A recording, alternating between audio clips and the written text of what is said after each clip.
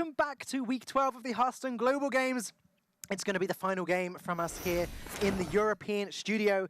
USA versus Czech Republic. One of the biggest games of the day. One of the games I know that we've all been looking forward to. What do you think, Neil? What's your prediction? Czech Republic, conquerors of Ukraine, when we said they were unbeatable. USA, same sort of boat, except they lost to Peru 3-0. They've been some stacked games today, I think. Like in the previous one, for example, Italy versus Mexico. Two of the teams that came in as underdogs and have just been kicking everyone's butt all the way through. But these teams haven't come in as underdogs. We're talking Firebat, we're talking Stansifka, we're talking the big guns now. Yeah, as you can see from the groups there, both of these teams off to another flying start in this second phase. They both flew through the first phase as well. Try saying that after a few. And yeah, looks like the winner of this one will be in a very, very good spot to go through. Yeah, we've had that a lot today. It's funny, you mentioned this several times yesterday. The same thing happened today. We've had it where some of the games have been both teams that have been 0-2, 0-1. Other games have been the games where teams have been 1-0. Yep. This is one of the games like the last one where they've both been 1-0. Winner of this game pretty much guaranteed to go through. Yeah, 10 of the 12 matches this week are like that. And of course, there are some more matches tomorrow evening on the US stream from our US friends there. Look at these two stacked lineups, Dan. Yep, Stansifka, Yara, Czech Cloud, and Pokravac versus Amnesiac, Dog, Firebat, and Hot Meowth. I imagine all of you watching on Twitch right now know at least 6 out of 8 of these players, if not all 8 of them. And if you don't, you should know who Yara is and look him up now. Because that's probably the player that you don't know. But Did you just say lock him up? Really should. No, look him up. Don't lock him up. Don't lock him up, please. He's really good at Hearthstone. But yeah, his first legend was August 2015, but he has since been to basically everything. Every HCT, every DreamHack pretty much, just all the big events. And held his own in all of those events. Yeah, and you know, that's just one of the strengths of Czech Republic. Stansifka, we saw something great from them last week. I know this has been done a few times, but I really, just because of how successful the picks were last week, we had the Warlock queued up in the ace match specifically to beat the Paladin. They got the lineup. It was still close, which shows that Bloodbloom Warlock isn't necessarily one of the best decks, but we all know that. But it was very good at doing what it was doing. It had all the weapon removal, and it managed to beat the Paladin. But here you go, one last look at the Hearthstone Global Games format today. Best out of 5. Classes distributed between the 4 players on each side. One player has 3 classes. They're going to be playing again if we get to the 5th game. But first up, Czech Cloud versus Firebat. Paladin, Druid versus Warrior and Mage. Now, Czech Cloud, what do we know about Czech Cloud? I know that he's a huge streamer. He's got 40,000 followers on Twitch, and he's actually a caster. He's a man of the same vein as us. And he thinks he's too old. He's been doing this for 15 years, apparently, and feels this might be his last chance at success. I've still got my chance at success. It's going to happen one day, and I'm definitely older than he is, so there's more than 1 year left in him yet, I'm sure. One thing I do like about Czech Cloud, and this is a note I had weeks ago, so it says recently in my notes, but it's probably not so recent anymore. He was testing a lot of different decks, and he ended up finding himself in the deep, deep dumpster of Legend Ladder. Now, I actually have a lot of respect for that. I have a lot of association with that, yeah. Because when you're a pro player and you've got a lot of other pro players on your friends list, you end up getting a really bad rank. And it can be quite embarrassing, I think. Like, because you've been testing decks, but then other pro players are like, hey, what are you doing in deep, deep dumpster? But it can work out if you then find a new deck, get rank 1 legend with it ultimately. So it can yield some pretty strong results. Anyways, let's take a look at what this first game is going to be. It's going to be Paladin versus Warlock. Versus Warrior as well. And, wow, okay. Firebat on that Warrior, Czech Cloud on the Paladin. I know you lose your W's somewhere, but I just get mine confused, apparently. Well, I'll find them one day, I'm sure. Luckily, there's not many to choose from in the Firebat. Yeah, one of the things quite funny is that Firebat's actually, or Team USA have put Warlock in their ace match. Now, Firebat went on the community video that we had a few weeks ago and said outright he doesn't think putting Warlock in the ace match slot is very wise. We see Firebat and Czech Cloud swapping. Yeah, Firebat's looking a bit older today. Definitely there. Firebat just sitting there in his yellow t-shirt, just sitting with his hands under his chin. And definitely, in case you haven't worked it out, they are the wrong way around. They are the wrong way around. But just interesting that Firebat would say that a few weeks ago, and now he's come back and he's gone this route. Maybe that's a strategy, you know? Like, these guys are all playing mind games with each other. Firebat says in this huge Blizzard video, yeah, I think this is bad, and then goes and does it. Yeah, sure. It doesn't surprise me in the slightest. I wouldn't believe anything these guys say on social media over the next 2 or 3 weeks regarding this particular format. All right. They would be crazy to give everything away with so much on the line. line. Let's find our way to a table. The first game is starting. It's going to be Pirate Warrior versus Paladin. Yep, probably a slower Paladin, but who actually knows, as all three of these cards go in every single Paladin deck, as we've said quite a lot of times. Yeah. The only one we can really rule out here is the aggressive Murloc type. They don't tend to run Stonehill Defender. And Still no help. right. There's just still no help, except we haven't seen many Murlocs yet, so maybe there's not many Yeah, yet. like I'm not expecting a deck full of Grimescale Chums and Murloc Tidecallers. Maybe Tidecaller, but not like Cold Light Seer, etc. United States, though, set up very nicely. South Sea Deckhand, turn 1 into Frothing or South Sea Captain. Turn 2 does look good. Firebat gonna feel very happy about this hand. Yeah, looks really nice with the coin, so interesting how he's going to use the South Sea Deckhand is the main point of interest here. Let's see what he can pick up to go with that. And that's the Bloodsail Raider, which just makes things a little bit messy for him to unravel. I think they played Pirate Warrior nearly every week as well, the US. Not a team you'd associate with Pirate Warrior. Way back when, in the first few weeks of the Hearthstone Global Games, they started putting Worgen Infiltrator in their Pirate Warrior decks, and we've been referring to that as American Pirate Warrior. Since then, it's caught on, and other people have been playing it. But recently, I think the Worgen Infiltrator's died down a little bit. Yeah, I haven't seen it for a little while. I see it occasionally on ladder, but that's probably people who just got the deck built up and haven't played in a while. We are seeing the Americans. You'd expect them to play decks tend to be more control-y just because that's how the perception is. But actually, Pirates is both good and quite complicated to play accurately. Now, in case you didn't know, those of you watching back home, Firebat was world champion once. No. Just in case you, for some reason, don't know this legendary name or don't recognize it from the 1-mana Hunter card. This guy's kind of a big deal. He is indeed a big deal. Doesn't look a big deal. There's chilling. Doesn't look like he's got any sort of ego at all. He's hasn't really. He's also very cool. He's a very cool, chilled out guy. That's why he's so liked. He didn't just win the World Championship. He did it without being dislikable. Yeah. It's really unfair. And now he's someone who is loved all over the world. For his casting, for his content, for his tournaments, and for his gameplay. It's going to work out kind of badly for the Czech Republic here because going to be able to coin out Frothing Berserker and trade, or coin out the Captain and trade the other way, depending how they want to go about it. Yeah, there's not actually going to be a way for Czech Cloud to deal with that Frothing Berserker yet either. 3 mana is not enough to play True Silver Champion. Quality Consecration is a long, long way away. They are going to go for the natural-looking play, the Frothing, just get this massive minion that's hard to deal with on the board. And even if he gets hit by a True Silver Champion in 2 turns' time, it's going to do so much damage that it should be hard for the Czech Republic to come back from. Second True Silver Champion not going to help out too quickly anyway. I mean, great. Soon, going to get some hits in, going to get some healing done. But right now, you just feel sad. Equality would put the Frothing down to 1. I mean, you can Equality now and then Consecration next turn, and I think you probably should. If you play Equality, you can squeeze in the Redemption as well. It's that or you Hero Power, so... Yeah, Hero Power is just going to make the Frothing bigger at this point. It actually gives them 1 attack more on the board. Depending how they choose to play around the secret, if you can make them think it's Noble Sacrifice, maybe you can make the United States misplay if you play the Redemption and Hero Power. Because who's going to play Redemption and Hero Power? Right. Maybe you can make them play all in the wrong order. And now, what Czech Cloud ended up doing is actually just not playing the Equality, just playing the Redemption, setting that up for later. Maybe he can pick up a Taunt, something that can be redeemed and actually put a little bit of a wall in Firebat's way. He's going to more than likely True Silver Champion next turn. Yeah, the problem with this is it's so easy to play around the secret and not make a mistake. And there's only 1 or 2 turns where it matters, but so much damage incoming here. United States would love to have a weapon going into turn 5. They can pick up an Arcanite Reaper. They'll be in such a ridiculously strong place. Yeah, Czech Republic just have to hold on with everything they've got. And unfortunately, they don't have that much to hold on with. True Silver Champion this turn seems obvious. Then maybe next turn they can develop the Doomsayer and somehow set something up so that Firebat can't deal with it. That's where the Redemption might come in handy, actually. It's going to take an extra hit to deal with it. Yeah, Corcoran Elite's going to be the play this turn, most likely. No weapon for the deckhand to do immediate damage, but that can wait.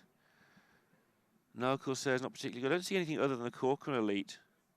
I guess the Naga Corsair just as a minion, and see where you are, but I think you might as well just elite them in the face.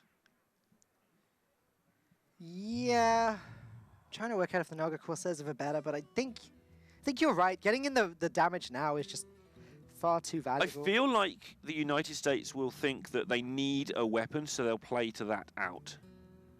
Like, all the other cards have something to do with a weapon in the text, and the Korkan Elite doesn't. And so they might as well play to the, if we draw a weapon, we win this game. Yep. Makes sense to me. South Sea Deck Cannon. If they do an Arcanite Reaper, the next turn is absurd. Firebat's just got all of the weapon synergy in his hand as well. Right. He's not going to need half of it. Czech Republic picking up the Tyrion there, but we're way off him being able to play it. It doesn't look like we're ever going to reach that stage. Yeah, value cards are only value if you're not dead, and he is way too slow to be of use here. Not dead yet, though, the Czech Republic. There's stuff they can do to survive a little while, but it's not going to be much, given that the deck hand currently does not have charge. Remember, the 2 healing from the True Silver is vital here. Yeah. If they kill the captain, they can make the patches a little smaller as well. But it's still not comfortable. Like, what do you do then? You just... Consecration's just killing hit patches. Doesn't matter what the situation is, just killing patches. Doomsayer, is that actually playable here? so the first thing they have to decide as well is how they actually want to win this game. Like, there's loads of ways we can see of surviving. Yeah. But they need to work out, can we ever beat Arcanite Reaper? And the answer is probably no. Yeah. So you work out what cards you can beat, put the United States in a hand you can beat, and play to that. And I feel that's what they're doing here, which means they're going to play the Doomsayer because they've worked out they can't beat a weapon. But if there's no more charge, maybe they can beat that hand. And this is that. Oh, just in time for Firebat. It should be just enough. At least he gets rid of the Doomsayer for him. Yeah, it's not quite going to win Firebat the game just yet, but he is getting really close. Let's see, 5, 6, 7, 8, 9 damage total, I think. Yeah, Oh, it no, depends how you want to do it He as can't well. quite fit in the Naga Corsair with the Salty Deckhand, so... But you can play the upgrade of Naga Corsair, just clear the Doomsayer and have a massive board. And you're right, that is just... But it does get cleared from Equality Consecration. And you might be able to put them on that. And you don't need to put them on that. That's the hand you can't, you know, you've got to watch out for. That's the hand that can beat you. Okay, so Quality Consecration... So maybe you just push face. Well, you just think about what happens the turn after. So South Sea Deckhand plus Bloodstone Raider would be playable the turn after. The Deckhand would have charge. The upgrade would also deal some damage. But it's not enough. I think, because of all of that, face is probably the place. Set up a way where... Ah, never mind. I was thinking maybe you go face as well there. I'm thinking maybe you just set up a way so that you win in 2 turns regardless. Right. Doomsayer blows everything up. Big deal. You still have damage in hand. But, you know, Firebat is Firebat. He's going to do what he does. Quality Consecrate will clear this board, but then Firebat can play his whole hand. He can play the Naga Corsair, Bloodstone Raider, buff up the weapon, buff up the Bloodstone Raider. And then the question is, what does Czech Cloud do then? Well, then he's got the Curator to start getting stuff in the way. And at the moment, there's no obvious way for the US to get through. But, and it is a big but, they are still going to be able to build up this massive board. And Pirates doesn't just limp over the finishing line. Sometimes it delivers gigantic amounts of damage, and the Curator is just going to be a bit of a speed bump at this point. Oh, that's also a speed bump, but is it enough of a speed bump? Let's see. That's all of your mana, heal 14, back up to 22.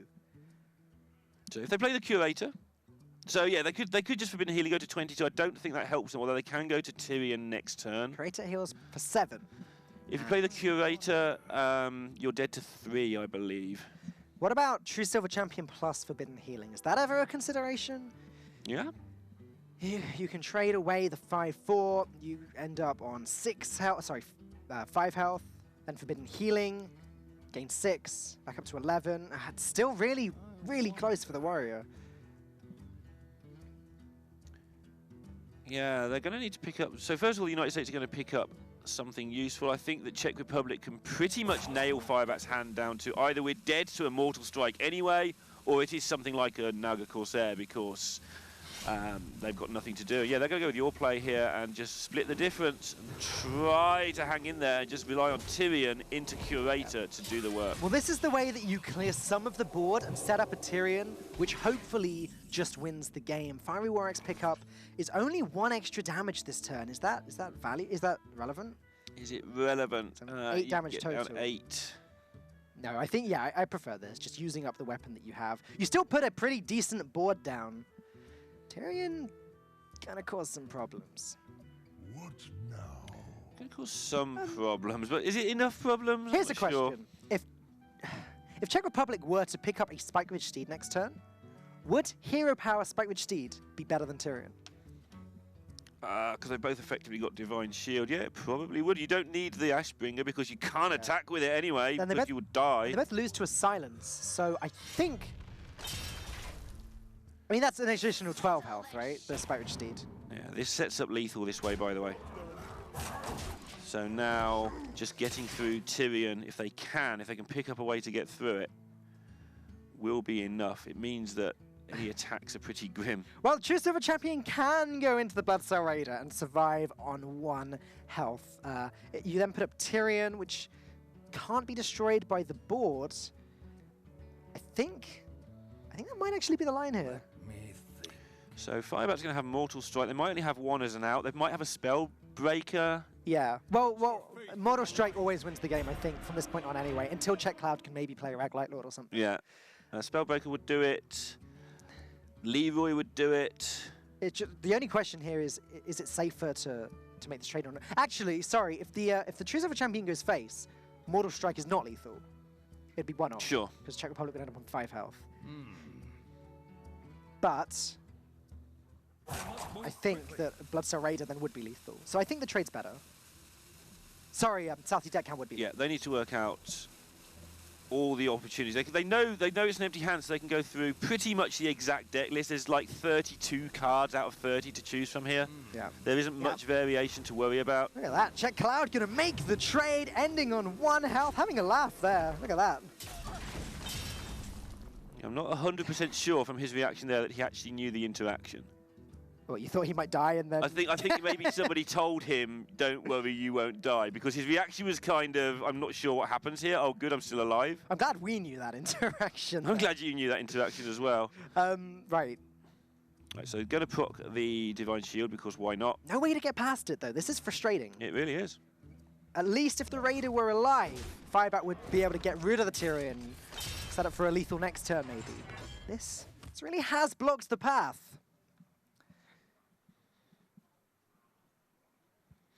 He's trying to work out whether he equips it now or if he has to play around a Harrison or a Gluttonous Ooze. Yeah, that's a distinct point. There's no reason to not... like, trying to think of a reason why to not bump this into the Tyrion, because they want to bump it into your Narcos there, they can anyway. It just looks so dumb, suiciding your minion. But they're not going to forget to attack into it, and if there's something that suits them better, they can just do that. You're not giving it Wind Fury by attacking into it. Yeah, you've got to do it. It's just grim. But this way, I don't even know.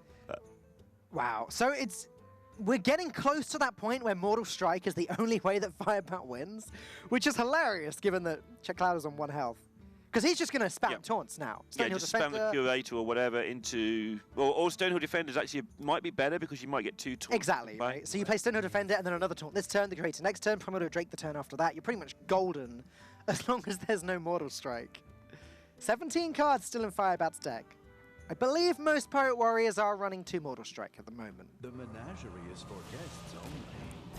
Okay, he's going with the Curator. Nice and safe. They probably worked out some scenario they just didn't like the other way with 3 bad discovers. Sure. And Noble Sacrifice.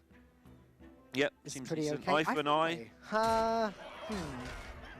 Yeah, this makes sense because the only out is Mortal Strike, so you might as well be able to get in a position where you can put them down to the same to 4, and then Mortal Strike isn't even enough. Sure, so it wouldn't have been any good this turn, but it wasn't playable this turn anyway. Yeah, okay, that makes sense. So next turn you are going to put them down to under 13, and then Mortal Strike is actually a draw. So that's actually a really clever pickup. Yeah, the problem is the warrior can armor up over and over again, so it's going to be like 6 damage. The maths is really complicated here. 10, 12 damage coming in from Czech Republic here. Spirit Steed can raise that by 2. Which is really important. Oh, it's not really important because of the armor, and interesting they chose not to play the Frothing Berserker as well. We're just at the point, I think, where there's no reason to. There's no reason to play any card that doesn't say Mortal Strike, deal damage to face. So you play the Frothy Berserker and they don't kill it. In that world, so if they do kill it, you're on a higher health total and it's better against Eye for an Eye. Yeah. If you do play it and they don't kill it, it actually means that something like Leroy would allow the Frothing to get through for lethal. Well, they do know there's a Primordial Drake in Czech Republic's hand because of the Curator draws. Sure. And they probably expect stuff like this.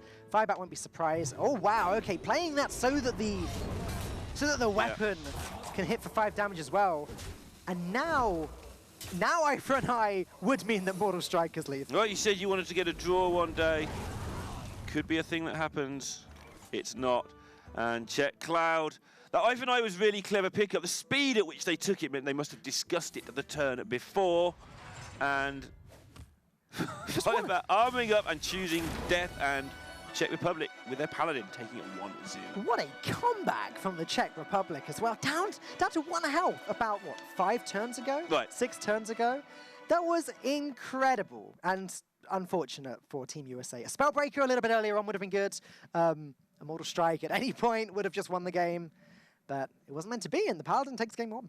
Yeah, 1-0 to the Czech Republic. Not a surprise team by any stretch. We knew they were going to be good, but they've definitely lived up to the hype in this tournament so far. Let's take a look at the next matchup that we've got coming up. It's going to be Hot Meowth versus Yara. I've avoided saying his full name in this cast so far. Do you know how to pronounce it? I don't know if that's a ch or a s, but I'm going to go with Yara Viskachil. Oh, very good. I'm sure it's not very good, but I'm going to go with that anyway. He's going to be on the Warrior, and Hot Meowth is going to be on the Priest.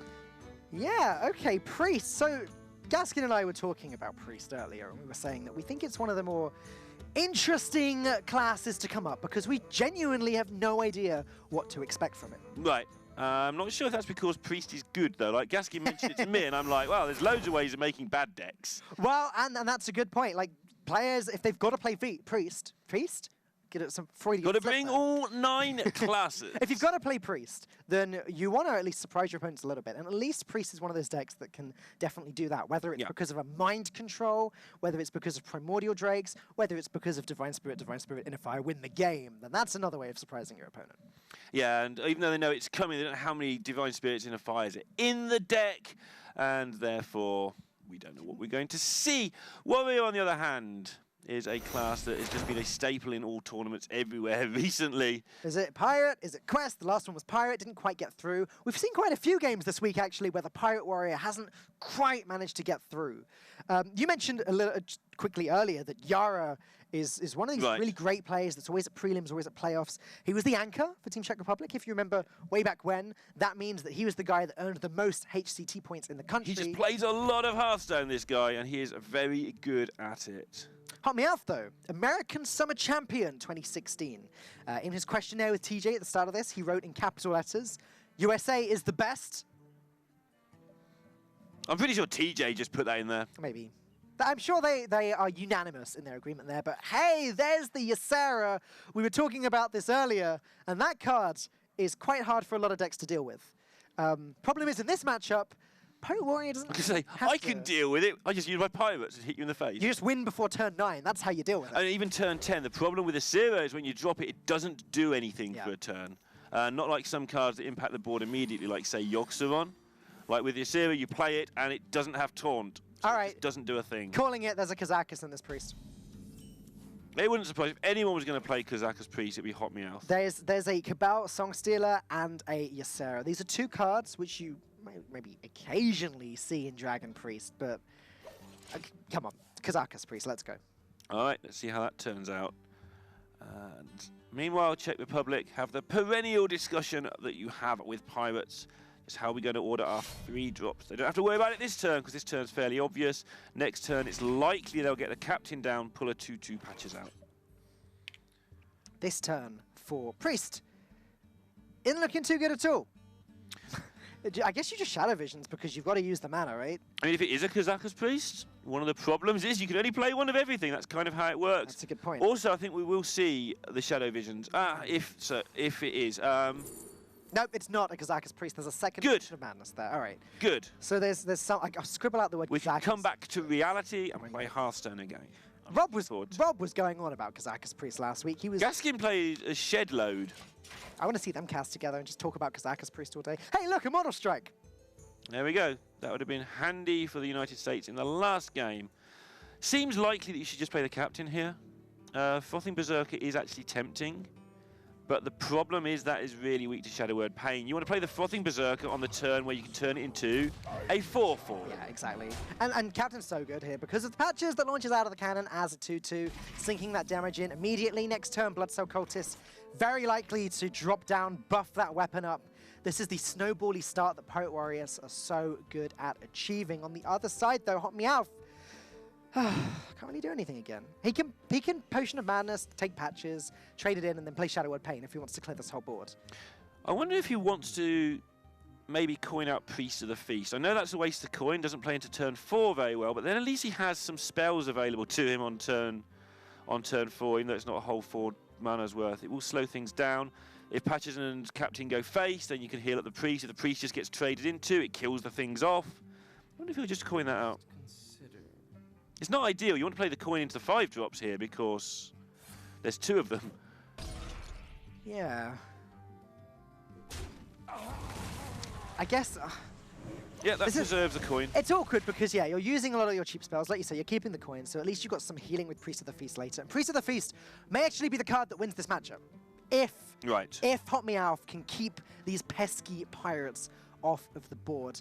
Czech Republic now going to have to consider that Frothing Berserker. Cultist looked so good until his board got cleared. Unfortunately, there's no way of doing what you described. There's no way of setting the Frothing as a 4/4. The Frothing is doomed to this Song Stealer anyway. No matter what happens, it is absolutely doomed. It is just going to be silenced immediately.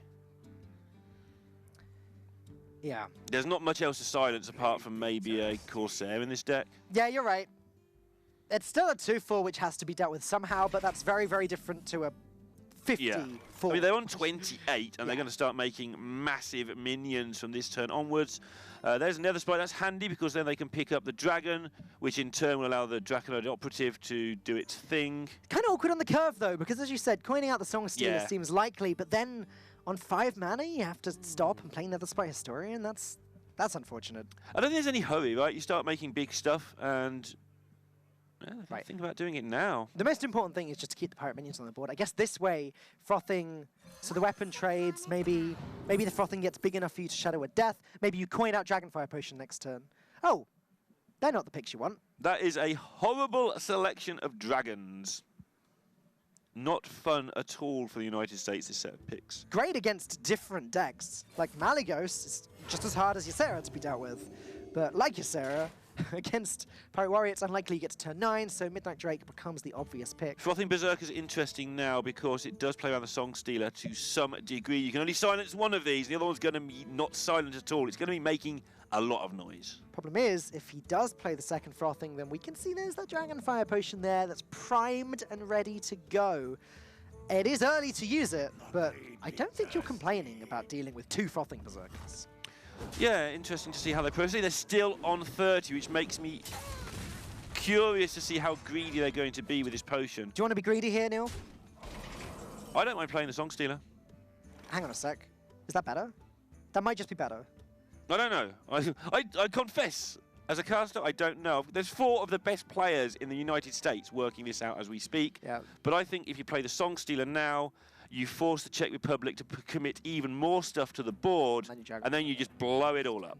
But I wonder if Bookworm does the same thing. You coin out the Bookworm, you get rid of the one of the Frothing Berserkers, then you're only taking maximum 6 damage from the board the following turn. The only problem is the Bookworm's not big enough to trade into the other one. I mean, you've got a Shadow Word Death, that's big enough to deal with big things. Yeah, Hot Meowth's not exactly lacking the removal here. The fact that he's got 1 Death and 1 Dragonfire Potion means he should be good for a while. Like you said before, though, there aren't really any other targets for the Cabal Song Stealer. There aren't many targets for the Shadow Word Death either. There's the Naga Corsair. There's Leroy that's probably already killed you if you see it. Yeah, he's going to go for the Bookworm. And This is pretty good if it sets up the Shadow of Death, but just getting them to commit to board, it also survives the Dragonfire Potion. All right, it's weapon time, as Yara finally has a way of buffing up this Fiery War Axe. No other weapon present in hand, so Blood Cell Raider into Blood Cell Cultist makes a lot of sense to me. Or do you have to Heroic Strike just to wipe out that Bookworm? That's the other option, I guess. Yeah, they know what's coming next, this Czech Republic team. The Dragonfire Potion is marching towards them. And the problem is, it's that old problem. Do you play around it or do you hope it's not in the hand? Because if you play around it, you might find yourself in a position where you just can't win anyway. Like, you can play around it a bit, you don't overcommit, but do you actually straight up play around it? I don't think you do.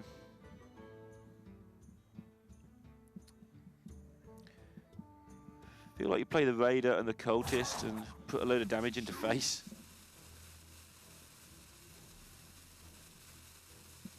Okay. Yeah. Yeah, okay, gonna go with the Mortal Strike. It looks like just gonna use the, oh no, okay, it looked for a second like they were gonna use the most expensive card just to play mana efficiently. I didn't mind that. Okay, Czech Republic just gonna make this big board. The Frothing Berserker is now a 4/4, so no pain, no death, gonna deal with it. But the one card we've been talking about all game is going to deal with it. And those Cultists are now doomed to not do their jobs unless another weapon is picked up, so Hot Meowth in a good spot here, has been for a while. Arcanite Reaper or bust from Yara, it looks like, in this position. Oh, okay, well, that's a weapon. That's actually pretty decent. It's get buffed twice. Exactly, it's maybe a good the one. pick up they're playing for. It's a good one because it fits the curve so well. You get to use all 7 of your mana efficiently. You put a lot of good stats on the board, and that's a weapon that's going to last for quite some time. Yeah, and I wonder if they actually specifically played for that out, realizing how much trouble they were in anyway. United States going to get a huge Twilight Drake if they want it, but suddenly they're facing down 10 damage that they can see, plus potential other damage hidden in hand, which we can see is indeed more stuff. Imagine we'll see the spell taken here purely for synergy with Priest of the Feast. Yeah, it wouldn't be horrible this turn either to just go ahead and wipe out one of the pirates. I agree. Using it with Priest of the Feast would be the most convenient way, but I don't know if Hot Meowth has time to just let these minions smack him. Right. It's tricky. It is indeed. I don't think I think it's the obvious pick. I don't see why you'd take one of the other two. Yeah, there's no reason in the world you'd take the deck hand. The first mate does allow you to deal with a 1/1. I can't really see that being the pick either. The only reason you'd pick the N'Zoth's first mate is if you want to play it with Northshire Cleric. Just put 2 bodies on the board, although even that... And the weapon. Yeah, and the weapon. But even that doesn't make it seem much better, really. Hot Meowth, Team USA really taking their time with this. They do ultimately take the Heroic Strike, and they're going to go with your play. It looks like hold on to it, use it with Priest of the Feast next turn. He does have a Draconid Operative there, ready to start clearing these things. Arcanite Reaper comes at a pretty bad time, too, because... Yeah, just not the card you're looking for in this spot. It's a Probably 3/4 can't play it just yet. A 3/4 weapon that's just going to get wasted. I mean, you can play the Arcanite Reaper to clear up the 5/6 and trade in your N'Zoth's first mate, but you're wasting such a good weapon. 22 damage still to be done, and you've got to do it with these... Basically, these 2 cards, your next card, and the stuff you have on board. How on earth do you force that damage through?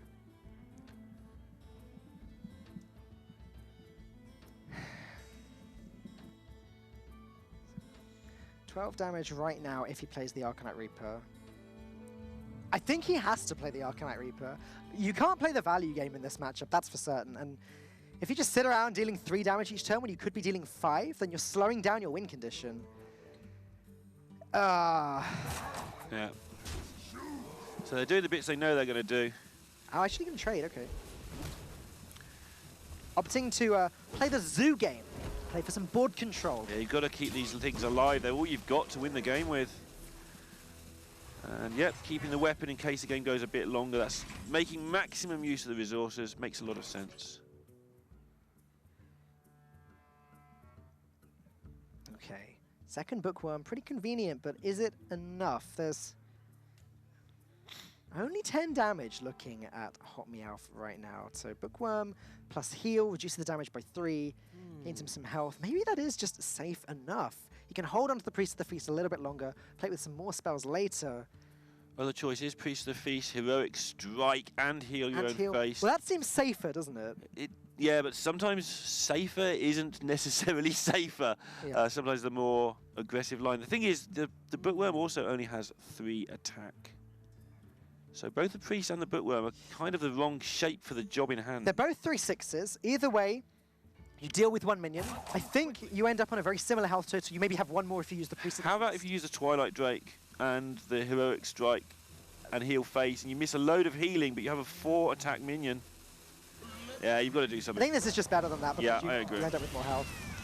It's such a mess, though. You end up with slightly less health this way than with the Priest of the Feast play, but the Priest of the Feast has very high potential later, and it's potential that Hot Meowth may need to take advantage of. Imagine if his next draw is a Powered Shield or a... I've totally forgotten the name of the... Shadow Visions, that's the one. Sure. Or a Shadow Vision, like Priest of the Feast, Shadow Vision, Powered Shield, and Heroic Strike. That's a lot of healing. Another tricky decision here for the Czech Republic. They can take down this Bookworm without losing a minion on board.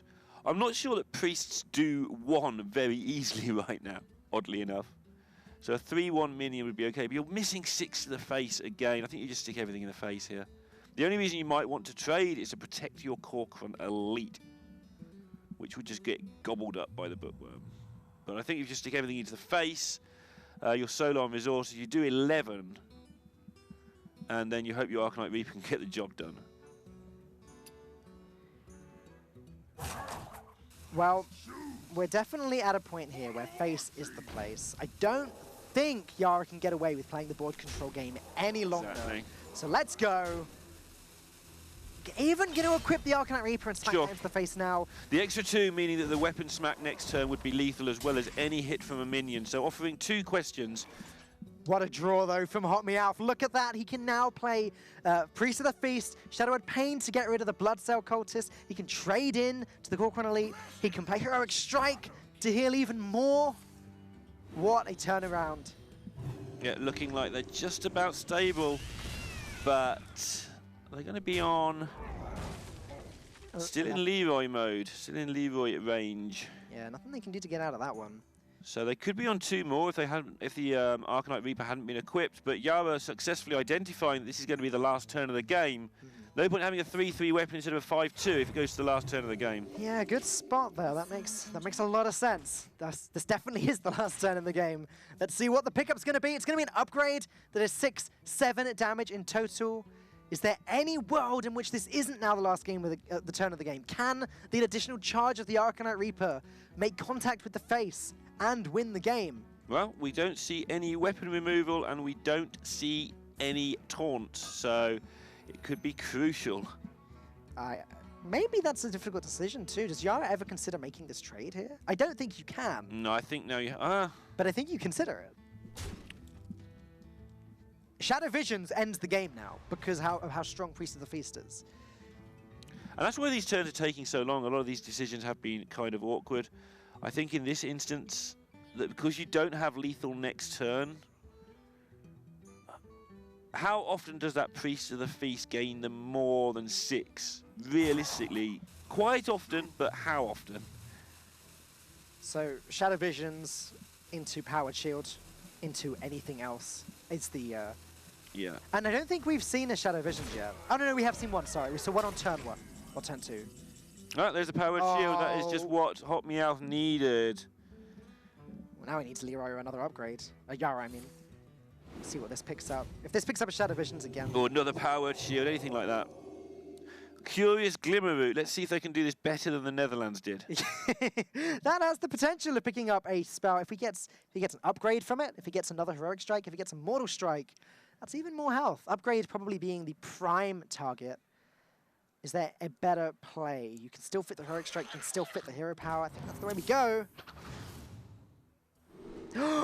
There's the upgrades. Yeah, even more health. Upgrade plus Heroic Strike plus Hero Power. That Priest of the Feast has pulled Hot Meowth completely out of range of, I think, any type of lethal that Yara could have. Even Leroy won't do it now. Oh, wait. Yeah, no, not quite. It's one off. Not quite. And Hot Meowth successfully digging into a decent spot now. Though if it is Leroy, then Czech's going to get close again and could pick something up next turn to win the game. Are you kidding me? Are you actually kidding me right upgrade. now? Here we Isn't go that again. upgrade?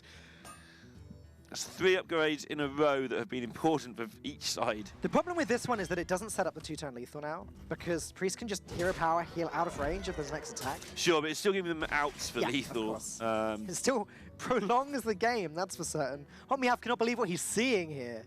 He might be tempted to play Song Stealer and Shadow Word Death his own Song Stealer here. Oh. Yeah. If he still has 2-turn lethal after he does that, that would be a play that just gains him 3 more health. I was going to do the Elise in fairness, that's better. Because she actually has an impact on the board before you Shadow Word Death her. 3, 6, 9, 10, 11. Your opponents are effectively on 22. Yeah, you actually do this because you've still got lethal next turn. Yeah, there's no way you don't, right? Like you can you can leave your opponent at 1 off lethal or 4 off lethal. Right. One of those is much better than the other, whether it's... And you've got 2 lots of 11 to attack with yourself, which is 22. If your opponent tanks up, that's still 22, yep. You don't beat Core Chronolite, you don't beat Leroy, you don't beat Heroic Strike, you don't beat Mortal Strike, but you do beat South Sea Deckhand with this play. So for next draw South Sea Deckhand, Hotmeow going to be very glad that he did that. Let's see what they pick up. One way or the other, this is, we've said it a few times, but this is actually the last turn of the game. Oh. No, it's not. Yeah, it is, because they've saved the Song Stealer and it's going to be able to It is. punch the way. That's the most underwhelming last draw of the game I think I've ever seen. After all of the build-up, 2 upgrades in a row, Czech Republic becoming closer and closer, Hotmeow pushing him further and further away.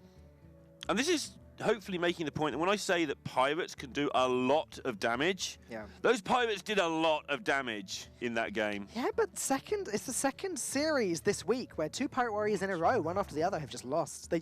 They're struggling to get there. Wonder if they'd have won if they'd killed the Priest of the Feast. I was going to ask you the same thing a couple turns ago, but then the upgrade picked up and we got all excited. They felt it was the last turn of the game. It did look like the last turn of the game, but if they'd killed the Priest of the Feast, I think he's picked up 9 or even 12 healing from it. I think you're right, yeah. And it would only have cost them 6 to kill it.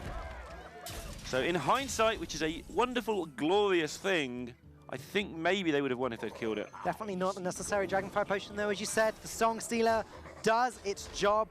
That wouldn't actually have been lethal without the Song Stealer. It's exact with it. So if he did use the Song Stealer earlier, which was our first spot, that would not worked out so well. But Hotmeow does take it away for Team USA. What do we got? Oh, okay. All right. Yeah, we know who you are. All right. We actually heard production laughing there in the background. This is... Hotmeow. He's funny. Well, he's always been like that. He's a bit of a showman. He likes to make an impact when he plays. And why not, right? This is it's going to be one of the showiest teams of the Hearthstone Global Games. I think it's safe to say that. One of the all-star teams with the big names. I'd show off if I was in their position. Yeah, I show off all the time. Look.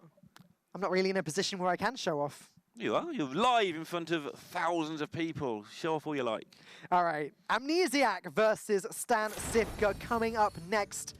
Going to be Mage versus Paladin. Now, we've seen a lot of this matchup today. In the last series, we saw Mage versus Paladin, and the Mage was able to, over time, just take it away, reduce the Paladin's health so low that just that last little bit of burn damage was able to make all the difference. Stan Sifka targeting Mage rather than Warlock this week. We've also seen a lot of Stan Sifka over the last few weeks and months. A player coming across from other card games, making a massive splash in Hearthstone. Just seems like he is in everything all the time. Every time you tune into a top 8, it seems like he's just in there playing his own Sifka brand of cards. Yeah, and again, just to highlight this one more time, Bloodbloom Warlock, he won with it last week. He got the exact matchup he wanted. A lot of planning goes into Team Czech Republic, I know that much. I think it's safe to say these are all big names, but I think Stan Sifka is the most well-known member of this team. Yeah, I think that's fair. Pokervat might have something to say. Well, Czech Cloud actually will have something to say about that because he streams to like 5 million people. Well, we can let them all argue about it. But yeah. The thing is with... Sifka's the person I know most in terms of competitive Hearthstone. And the thing is with Czech Cloud and a lot of the streamers in the Hearthstone Global Game specifically that we've been encountering and saying, this person's got 1 million followers, this person's got 1 million followers, is that they stream in their own language. Right. So that's been a good way of picking up local votes for the Hearthstone Global Games. But it doesn't necessarily mean that these are names that are known internationally, and that's something that Hearthstone Global Games are really going to help these guys out in. Yeah, Czech Cloud in particular, you mentioned him, though. I think he's a player that some of the streamers are here to be themselves. They're here to get on, they're here to have some fun, they're here to learn a bit. I think Czech Cloud's a step beyond that. He's a streamer who really is enjoying this competitive edge in this particular tournament. But yeah, Stan Sivka's the guy who's going to be playing this, and he's just a deck builder. He loves to not just tinker with decks, he just outright builds new decks. And Amnesiac, I forget what he did. I don't know. Let's talk about Stan Sivka some more. He's got some minions in the background. He's got some bananas, I'm sure, just somewhere off screen. Yeah, it wouldn't surprise me at all. Amnesiac always has like shoes in the background, just right there. We don't talk about those. Do we not? We made that mistake before. Oh. They're deliberately placed there. I remember happening. Sure. I mean, you can kind of work that out after they've been there for 12 weeks, but it's just... Maybe he just never leaves his home. He's a Hearthstone player. Just that area of the floor is sacred. Having so much fun, he just doesn't want to leave his chair. Amnesiac, the young savage of the United States. He's worked in the Hearthstone Global Games to prove that George C has nothing on him. I think it's been one of the goals. George C has nothing on him. I didn't mean it, George. Again. I don't mean it. Every week, Dan gets millions of Twitter hits by savaging George C in public. I don't mean it. I love you, George. Oh, man.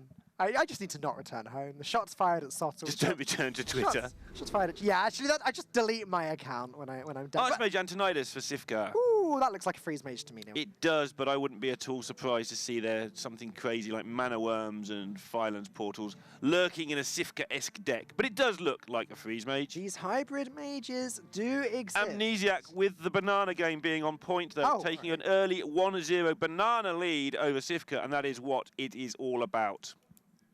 Yeah, that's a little rivalry of their own. I don't think the players can see each other while they're competing. So the funny thing is, they're actually never going to know what their opponent's banana score is as we get through. There is no doubt in my mind that Amnesiac will post some picture of himself destroying this banana at the start of this match. Poor banana. I'm sure Stan Sivka eats his gracefully.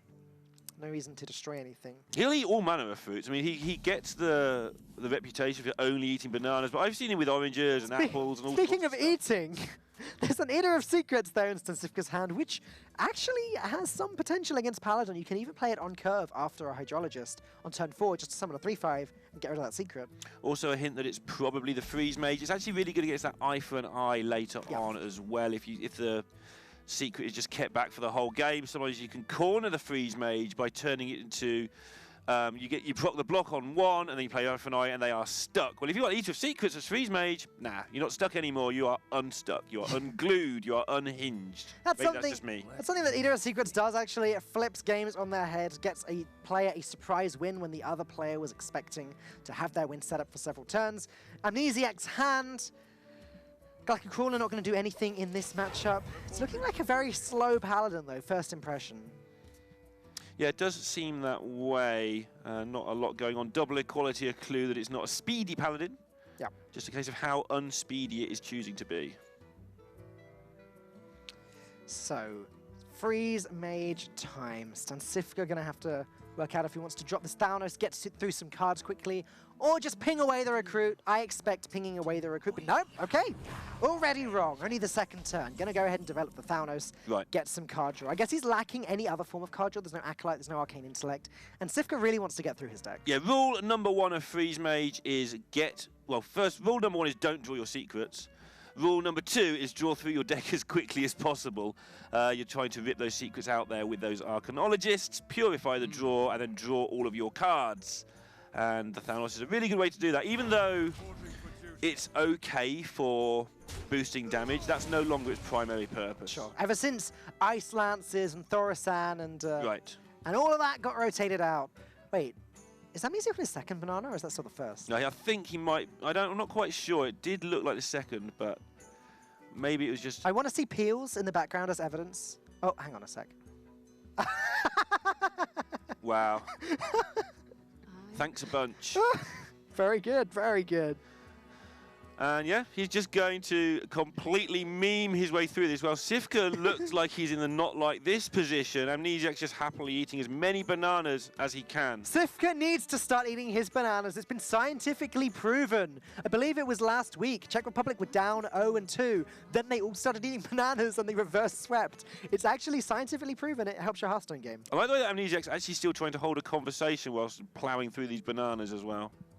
If you're wondering why we're talking about bananas, it's because Stan Sifka is taking a significant amount of time over this play.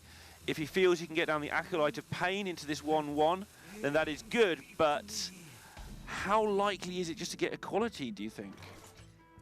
Is that a play you can make? Oh. It might have to be.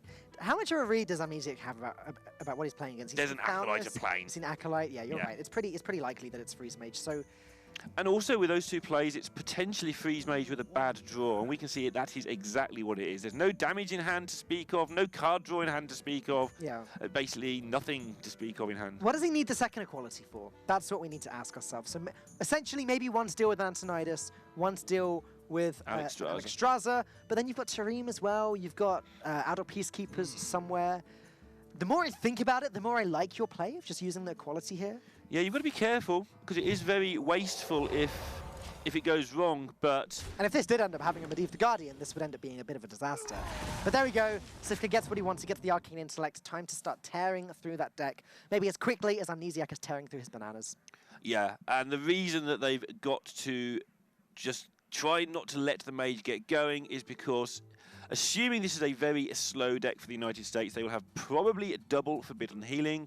They'll have Ragnaros the Light Lord, and if you can stick Ragnaros the Light Lord for even 2 turns after Alexstrasza has been played, you just win at the game, because the Freeze Mage these days just cannot force through enough damage without some peripheral, that's a hard word, minion damage. A little bit of further expert analysis here. I think Amnesiac ate his bananas too quickly.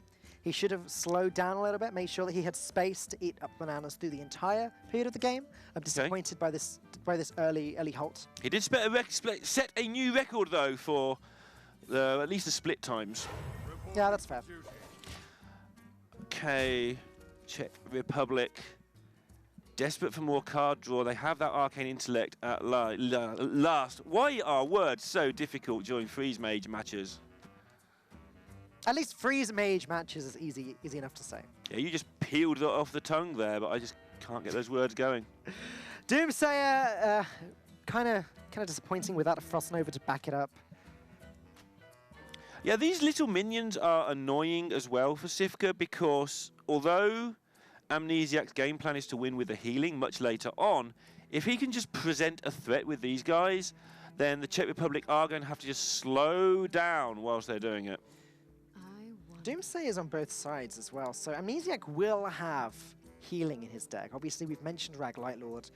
There will be a Forbidden Healing as well in any control Paladin. I believe there's always 1, sometimes 2, depending on what else has been cut. It's potassium intake from Amnesiac. It's got to come out later. It'll probably come out on Twitter.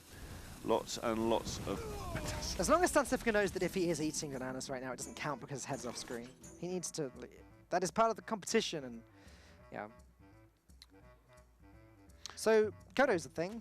Kodo is indeed a thing. There's no reason not to play it. There's very few targets in this deck, and again, the United States just pushing this annoying damage, which isn't designed to win the game. It's designed to be a distraction for the Czech Republic, which will slow them down in their quest to... Talking of slow down quests, we'll talk about that later. But it slow them down in their quest to complete the card drawing. Freeze Mage in a position where they can start using the freeze cards, opting to play Arcane Intellect first and then Ice Barrier to gain some health. This isn't a huge board of threats, as you said. It's just a distraction for Stan Sifka, so I don't mind the Ice Barrier. There is a Doomsayer now and a Blizzard, so they can do that very, very soon if they want to. That also prevents Amnesiac from developing anything further on the board. As Stan Sifka's seen a Stampede in Coda already, it's unlikely that there'll be a second one in the hand, ready to deal with the second Doomsayer. Yeah, the way you're wording that, you're saying they can do that. I'm thinking they've been forced to do that. It's a turn where they've got to spend 8 mana and do nothing. Sure.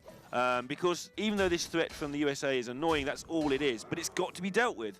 So this is a turn at some point where they will indeed use that Doomsayer and a freeze like Frostnova now, or Blizzard with a coin, depending how they see it. It's hard to work out which is better. I don't. Guess you keep the coin for Antonidas. But do you have to do it this turn? Can You don't have to do it now. You can definitely take some more beating. I don't mind just playing the second Ice Barrier. Yeah. Maybe drop Arcanologist as well. Pick up your second Ice Block while you've got the chance to. One of the rules for Ice Barrier is basically, does it make your opponent miss a go? Well, we can see there that their opponents has. Banana Eating Contest, Amnesiac 3, Stansifka 0, and that is pretty much. Is Amnesiac picking up his fourth as well? Yeah, it's a slippery slope once you start. This is just next. I take back my earlier comment about Amnesiac eating too much too quickly. Looks like he is sustaining. I wish we could see the peels as evidence. Yeah. But yeah, there's 8 damage on board for Amnesiac.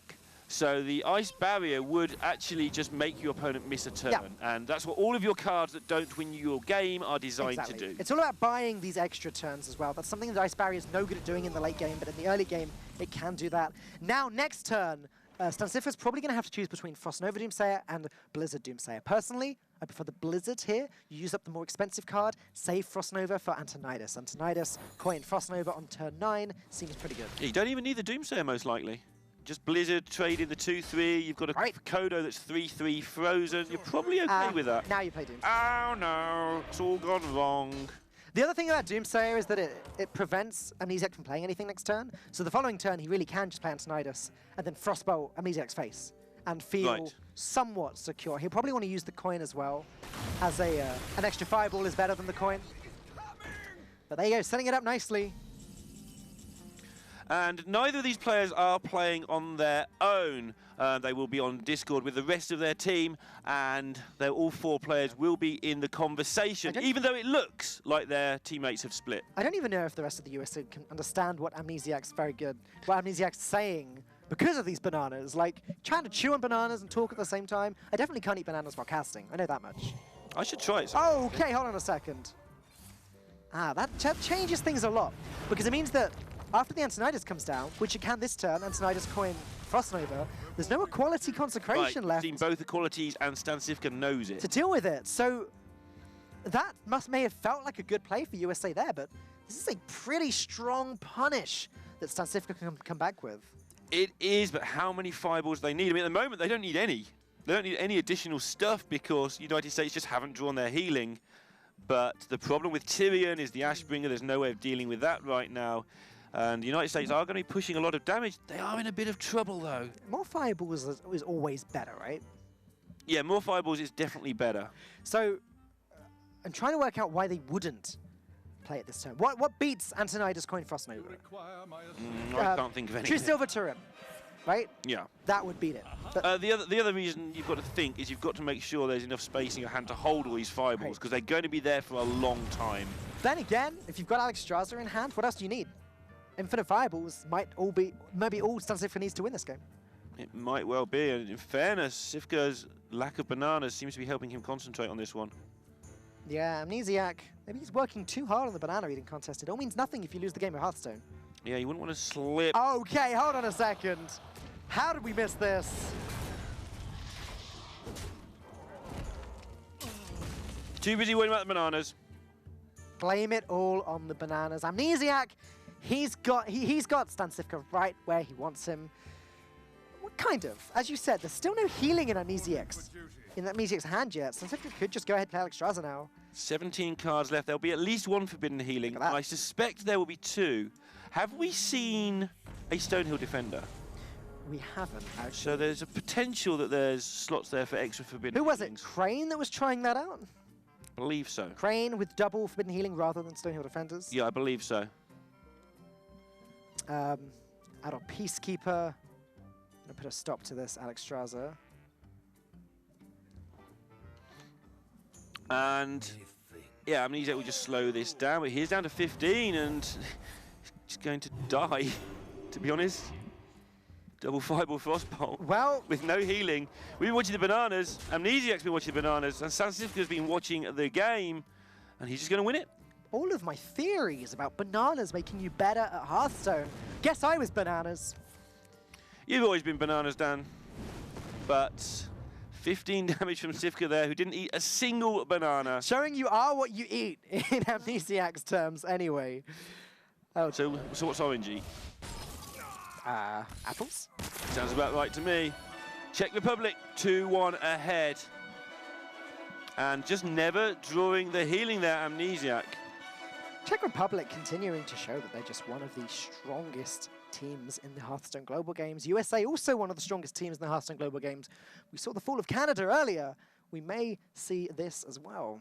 Yeah, Pokrovac's going to be next up, I believe. I saw them swapping seats there, so they're in the same room. Yeah, versus Dog. It's going to be, if we can have a look at the matchup right now, it's going to be Dog with the Shaman or the Hunter versus Pogrovac with the Priest or the Hunter. Okay, Hunter versus Shaman. Have we even seen a Hunter today? I want to say yes. We saw some yesterday. Yeah, we did see some yesterday. I saw Hunter mirrors. Yeah, we saw even yesterday. We saw a lot of scavenging hyenas doing the things, but I can't recall seeing one today. Maybe in the game that you guys cast earlier. I'm not sure. Interesting, Hunter and Priest put together there as well, which is two of the lesser classes, so good to see what he comes out with. Czech Republic, again, no surprises so far. The surprise is there's been no surprises. That was just a normal Freeze Mage deck played correctly. Oh my goodness, Pogrovac on the banana as well, trying to... It's weird, because he's in the same place as Stansivka, but Stansivka wasn't eating any bananas. Yeah, they're in his Stansivka's house, I believe. Dog, the skeleton, because Dog is a medical student, or was a medical student. I now believe he's Dr. Dog, or whatever you get when you're a successful medical student. Dr. Dog? I mean, you want to go to Dr. Dog, right? I want to go to Dr. Dog. Nah, he'll probably tell me to just eat bananas, and that'll make me better. Probably eat your bones, that's even worse. Terrifying thought. But here, that skeleton he has behind him is changing every single time we see him. I think he just gets sent stuff to put on that skeleton. Just got a different wardrobe each week? Yeah, that's... Why not? It's like you've got to make up for Amnesiac's shoes somehow. Some people dress up dolls, others dress up skeletons, but let's see how Dog can pilot this Evolve Shaman versus the Hunter. Now, Hungry Crab actually can do things against this deck because the Primal Fin. The Primal Fin totem spits out Murlocs. And what does Hungry Crab do? It eats up Murlocs. The question is, what do you do on the mulligan here going first with the Hungry Crab? You just want, if you keep it, you kind of want to play it. I mean, what you want to do is draw Firefly or Alley Cat alongside it. You know, Nick Chipper was saying earlier he doesn't think Paladin's the best deck right now. In fact, he says he thinks it's one of the worst this week because of all of the Hungry Crabs going around. Pogrovac just hoping that these Primal Fin totems are ready to go in Dog's hand. Dog also hoping to get Primal Fin totem, which is the irony here. Yeah, that's really strange, actually. You're right. And I'm just having a moment. A senior moment. You can have a senior moment here, that's fine. Firefly and Flame Elemental contests this Alley Cat and his friend, the Tabby Cat, perfectly. So Pogrovac going to need something extra to get past this. Something like a Direwolf Alpha would be great. Something like a Scavenging Hyena. Yeah. Pretty good. Trade away two of these. So powerful early in the game with this Alley Cat. It's our 6/4. 2 mana 6/4. How are you going to deal with it? You thought Totem Golem was strong. Yeah, how are you going to deal with this thing? Well, at the moment, you're just not. You're going to put the Jade Claws down, and I imagine even hit it in. You need to deal with this thing as quickly as possible. If you hit it in, the next turn, Flame Tongue Totem plus one of the 2 minions there is going to do the job. But Pogrovac could trade his Scavenging Hyena into one, trade the Eaglehorn Bow into the other, and keep the Hyena alive as a 6/1. That's ridiculous. Although then the Jade Claws would finish the job at the cost of 12 health. So it depends what Pogrovac wants to play around. If he wants to play around the Flame Tongue Totem at this early stage, which I think he does. Meanwhile, does Dog just want to hit the Hyena with the Jade Claws and guarantee that he kills it next turn? It just seems hideous. I think you play Firefly and the second Flame Elemental. That doesn't really... Oh my goodness, it's so painful. Because you've got the Flame Tongue in hand, I guess you have to do it that way. And the downside of this is if your opponent has Unleash the Hounds, you lose the game. I've made some sweeping statements in the past, but I think I can safely say if they have Unleash the Hounds here, see if they draw it. Timberwolf? What? It's Czech Republic, you know. Do you know what? Luckily, I'm seeing Stansifka at the end of this week to have a chat with him about Hearthstone Okay. games. So I'm definitely going to be asking him some questions about deck building because this is getting a little bit. I don't even know anymore. I'm surprised Timberwolf hasn't been played more, actually. Yeah, sure. Joking aside, there's so many cheap beasts in these Hunter decks now. The trouble is when Stansifka does it, or Pokravac in this instance, you think, oh, that's obvious. If I do it on ladder, people laugh at me. Right? Yeah. Flame Tongue Totem going to do the job, get rid of the Scavenging Hyena, but unfortunately, it is sacrificing it to the Eagle Horn Bow. But Pokravan's hand, not looking too hot right now. No, not enough damage being done. Look at all the crabs. Yeah, this deck was obviously just targeting things. I wonder if he just plays them all. And then next turn plays Timberwolf and deals a lot of damage to the face. It's definitely a strong option. You can haven't definitely really tested for Primal Fin? No, you can definitely play the Glacacrawler. I think that's definite this turn. Yeah, it's either go all in or you press the hero power and play the Crawler. And does that really get you there? I think you go all in. Maybe you play Timberwolf instead of Hungry... No. It's really hard for Dog to deal with a bunch of 1/2s playing Shaman, usually. Yeah, he'd need spell damage and Maelstrom Portal, which is possible coming into this next turn, but it's so unlikely, yeah. And now, do you kill the Flame Tongue? I think you do. Oh, I hadn't even considered that going face was an option here, but you're right, it is. Still think it's better to wow, okay. And that's a Sea Giant. Almost. The reason I wondered if you kill the Flame Tongue is because if your opponent now just played Bloodsail Corsair, Right, yeah, exactly. It's not very nice for you at all. That's the thing, like, I thought that attacking into Flame Tongue was just an auto play there, but you're right, it's... Obviously, Czech Republic decided that the pros don't outweigh the cons. Watching Pokravac and Sifka there, having a bit of a laugh to themselves. I think they're just looking at their own board and thinking, what have we done to Hearthstone? What is happening? Crackling Razormaw is happening right now as Pokravac is able to play his entire hand if he wants to. If he can get Wind Fury, actually, that doesn't look so bad. He can use the Crab to get rid of the Flame Tongue Totem and maybe the spell damage as well. Let's see what the options are here. Divine Shield, Poisonous Stealth. Not exactly what he was looking for. I guess Divine Shield's okay. Not liking the others too much. Poisonous allows him to take down the Flame Tongue? I don't know. It's one of those situations where +1/+1 would have been one of the best picks because it would have allowed him to straight trade into the Flame Tongue. I mean, Poisonous kind of does that, it's just you don't get the +1 health. Sure. It's not that different. I know it sounds really stupid to say it. No, you're right. It's actually not too different. And it's different enough. It potentially sets up more trades in the future. I hadn't considered that. Divine Shield is fine, but there's a 1/1 on the board. So he'd have to use the Hungry Crab to trade into that. Oops, we forgot about the dog. The other dog, not the dog. It's sad that we don't get to see Dog's reaction to this Timberwolf. Okay, so now... Business as usual. Yeah, okay. Dog. I was going to say, the Hungry Crab has to trade into that to make sure that the Divine Shield isn't just popped. All right, Jade Lightning. Oh, it just doesn't do enough, does it? Like, yeah, sure, he can hit into the... He can hit into one minion, Jade Lightning another. Leaves 2 minions on the board. 21. 4, 6, 7, 10, 13 on board. You can deal with quite a bit of it. Are they tempted just to roll a totem here and just get through so much from the things from below? But they're going to be all right with just one thing next turn. And yeah, this makes sense. This is the way to do it. You end up with the, I guess, board with the least attack. And that's all Dog needs to do at the moment. It's funny that he's playing the defensive role here. There's that Unleash the Hound that Pokravac would have loved to see earlier. Yeah, that's something that's underrated about this Shaman deck. It plays a defensive role reasonably well. It doesn't get a good time against really aggressive decks, but it's certainly fine. And look at this high-value hand now. It completely outvalues everything that Pokravac's got. You can just play taunt after taunt, and then big Sea Giants, then Aya, more Jade. It's got everything he could possibly want for the late game.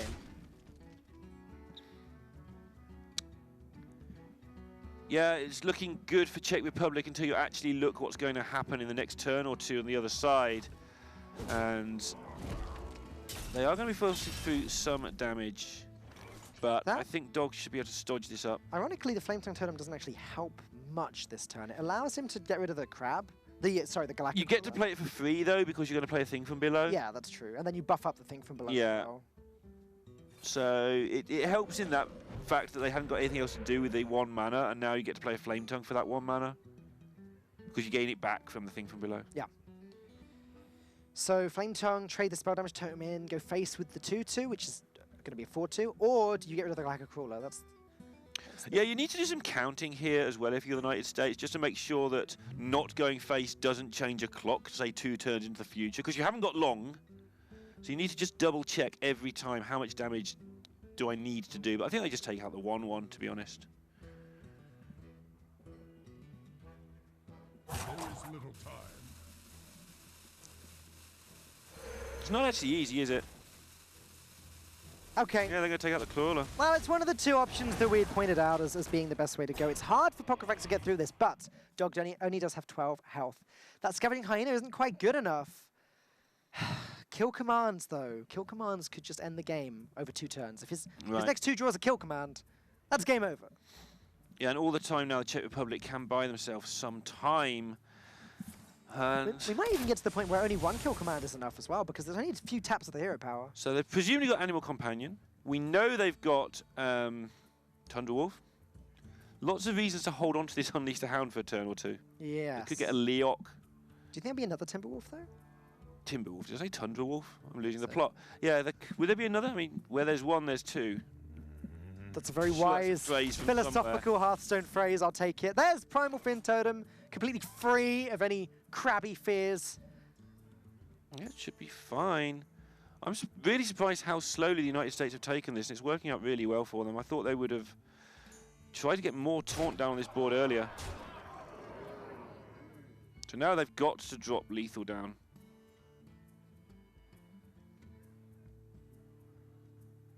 Is there more than one way of doing it? Obviously the Sea Giant sets up exactly 18. What are they scared of coming back at them? It's just the kill commands, right? Like beast, kill command, kill command. It would have to be a 1-mana beast at this point. So it's super unlikely that Pockevac ever pick up the lethal here.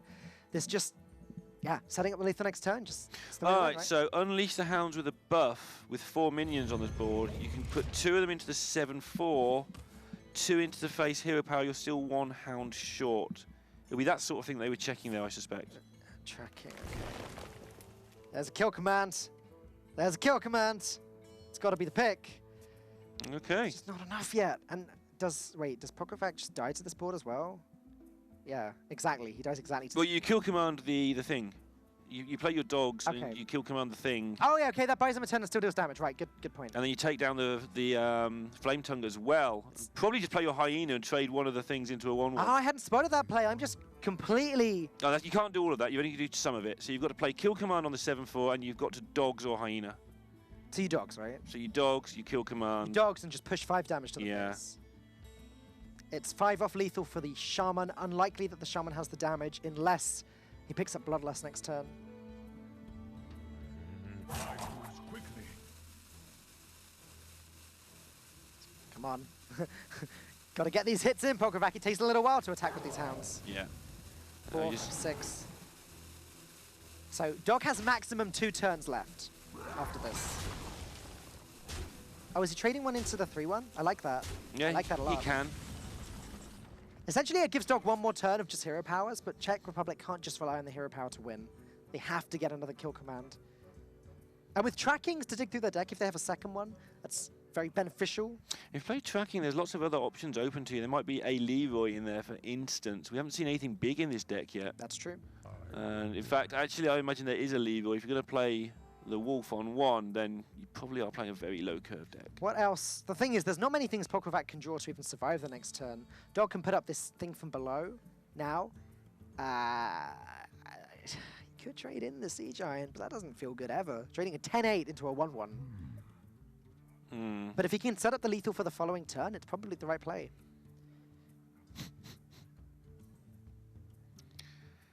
How do you even go about this? So they definitely play the thing from below. Yeah, you got to work out if you're going to totem or not as well, though. Or if you're going to Aya. There's so many silly choices here. And you've got no idea what's coming. You don't know what their outs are. That's the problem, because you're playing against the Czech Republic. Gotta go, Dog. He's gonna go face with that Sea Giant. Gonna play a little bit of a riskier game, I guess. Not even going for a totem. They're playing around another Unleash the Hound. Jordan McCaw could have the Czech Republic's fate in its hands. I don't know what it could draw. Tundra Rhino. Oh, Tundra Rhino, right. That's the card it could draw. Tundra Rhino would have been pretty hefty there. Rhino That hyena, that'd have been ridiculous. All right, Czech Republic going to give it up. We're going to go to the ace match. Dog looking pretty pleased with himself after that one. That was a nail-biter of a game, even though it was a fast one. Now it all comes down to the rematch, the banana-eating rematch. It's going to be Stan Sifka versus Amnesiac. Yeah, let's see if Amnesiac eats loads of bananas. This time if he actually pays attention to the game. Scores 3-0 at the moment, banana-wise. Not game-wise. I think Pokovac was eating some bananas in the other match, though. Yeah, okay, sorry. I was just talking. Oh, just literally about Sifka. But no, team-wise, you're right. It's a little bit closer. Dog didn't really help out Amnesiac in the banana-eating portion of the series. But let's take a look at the next matchup, find out what deck we've got remaining. Amnesiac going to be bringing the Warlock. All right, then. Warlock against the Rogue. Obviously, people are usually pretty predictable, although predicting what Sifka's going to do is not the easiest. And we are going to see a Warlock for the final game of today. Obviously, there's more games tomorrow on the same channel at the American timing zone. This is funny because we saw Stan Sifka bring the Warlock last week in the ace match with a very specific purpose, and he achieved that purpose. He beat the Paladin. I can't help but wonder what Amnesiac's strategy here against the Rogue. Dirty Rat Zoo. Dirty Rat Zoo. Dirty Rat Zoo. Everybody's favourite, apart from Gaskins, who likes Murloc Zoo. I actually did play against it on the ladder yesterday. Murloc Zoo. I thought he was crazy until I played against it. He's crazy. It was bad, but... Oh, production! We're getting the message that it's not the Warlock. It is indeed the Rogue. The production's telling us it's not the production, it is actually the admins. They're just having a little fight. They're all shouting, the admins are pointing at me, it's my fault. Why not? Okay, we're just hearing sounds in our ears.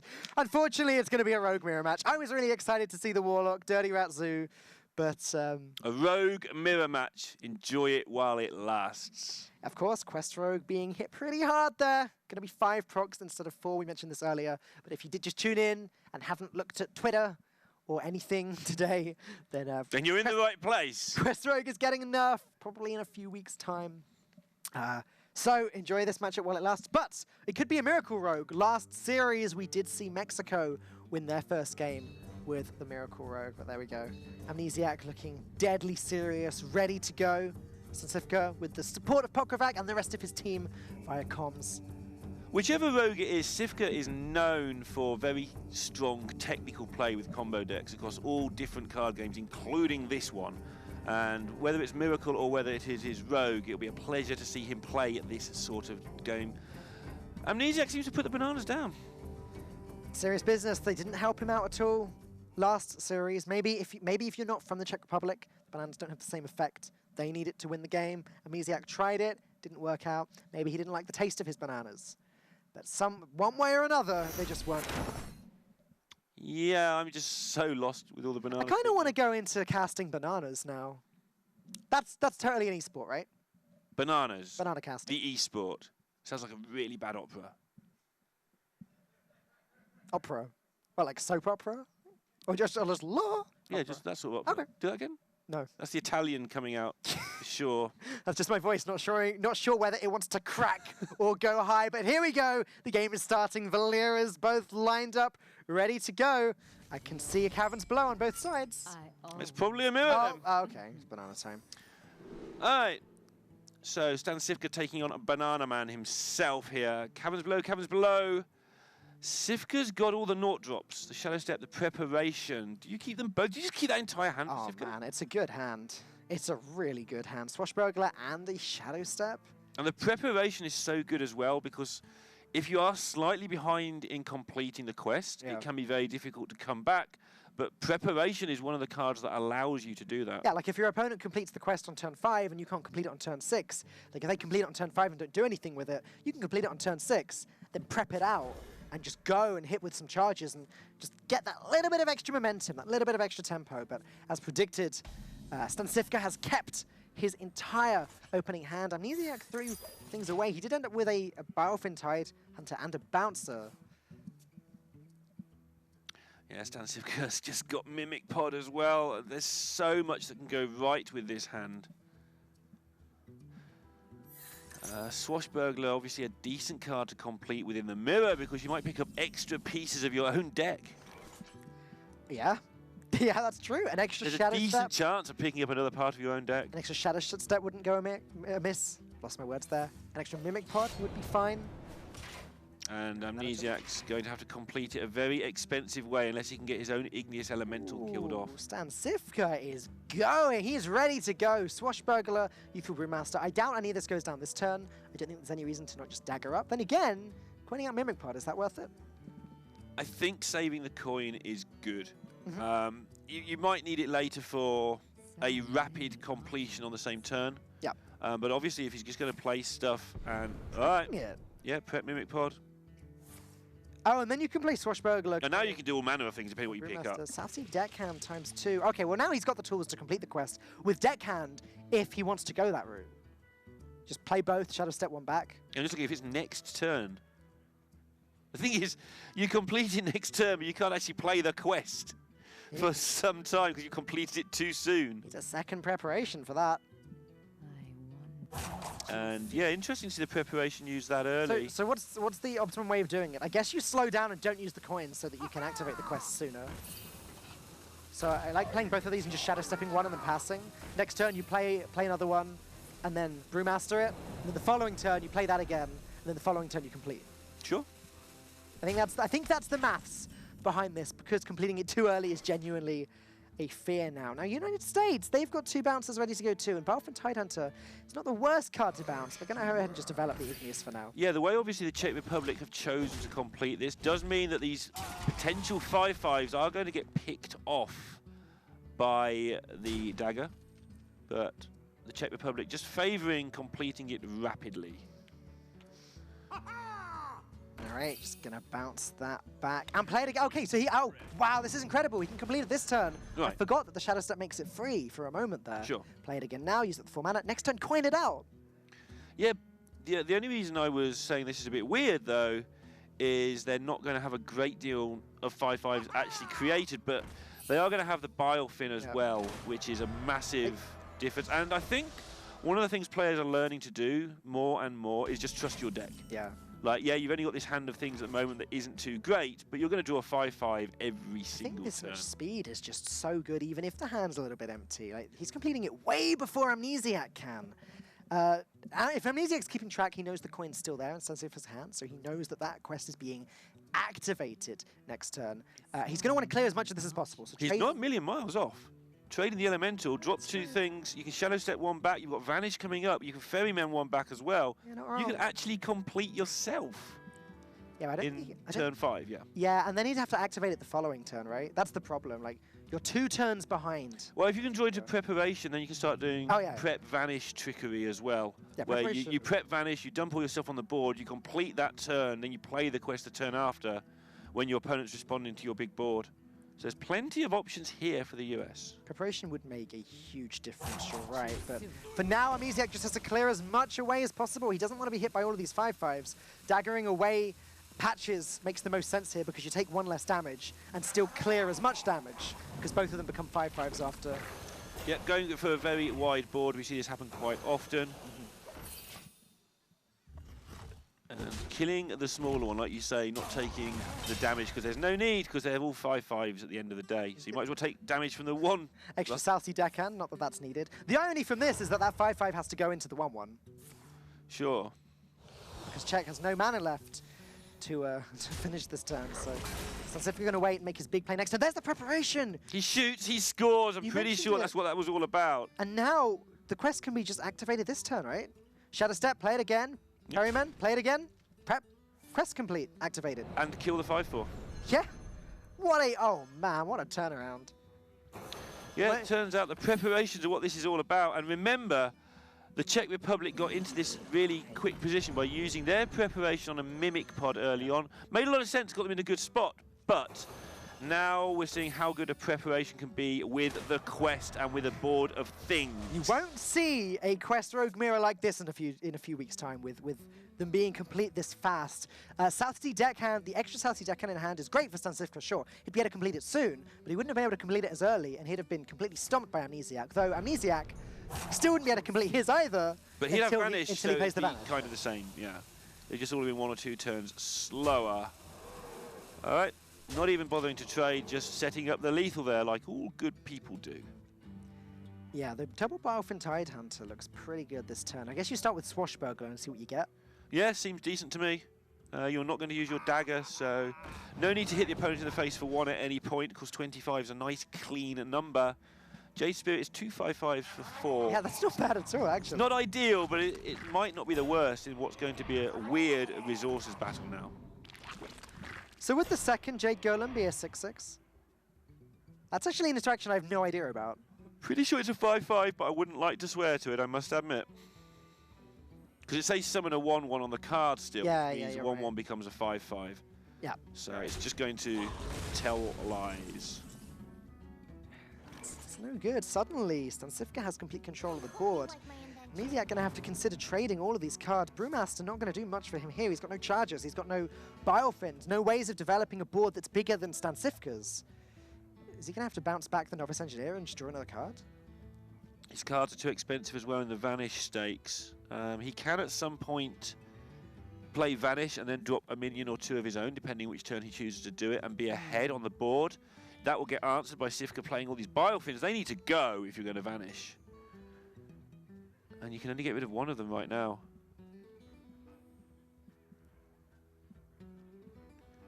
Not an easy spot for Amnesiac. The Igneous Elemental is the play if you want to generate some more 1 health, 1 mana minions for later after your Vanish.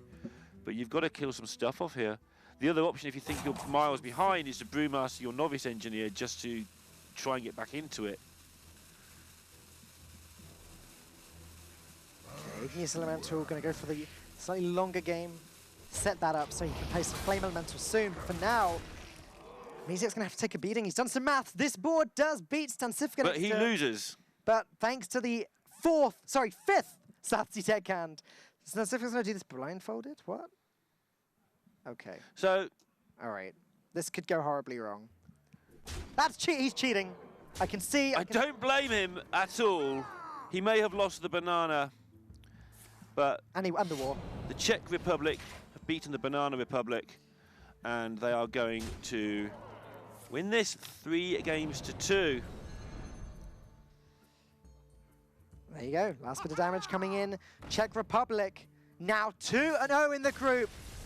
Almost guaranteeing their position into Stage 3 of the Hearthstone Global Games. Probably guaranteeing their position in Stage 3 of the Hearthstone Global Games. And I'm excited to see what else they come up with. Timberwolf in Hunters, Bloodbloom Warlocks. What's next, Stansifka? Hopefully we're about to find out.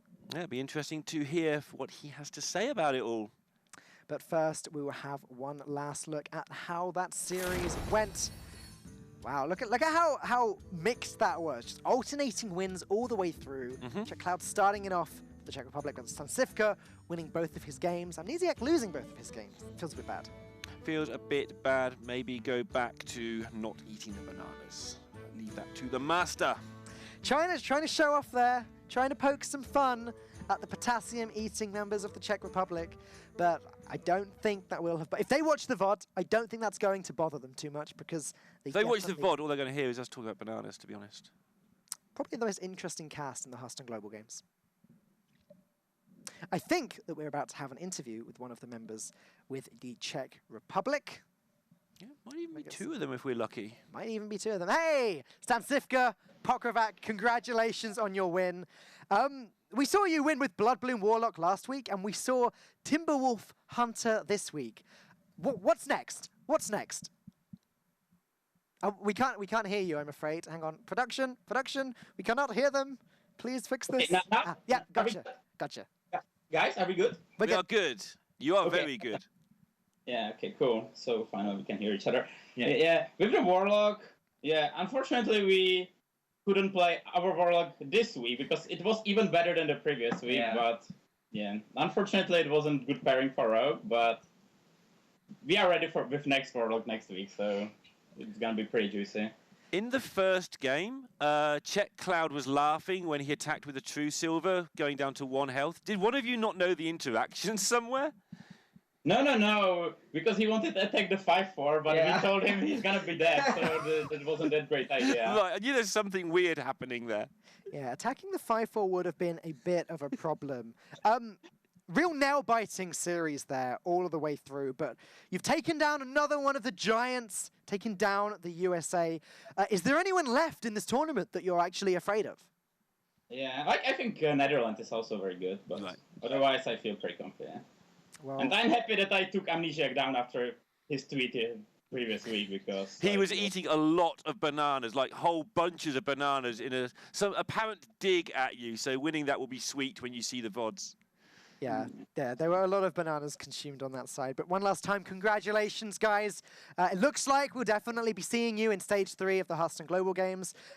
Personally, I cannot wait to see what you bring next. Thanks for your time. Yeah, next week it's gonna be awesome, so stay tuned. Yeah. We'll be here. We'll see you then. Goodbye. Bye. Well, I guess they don't have to win next week.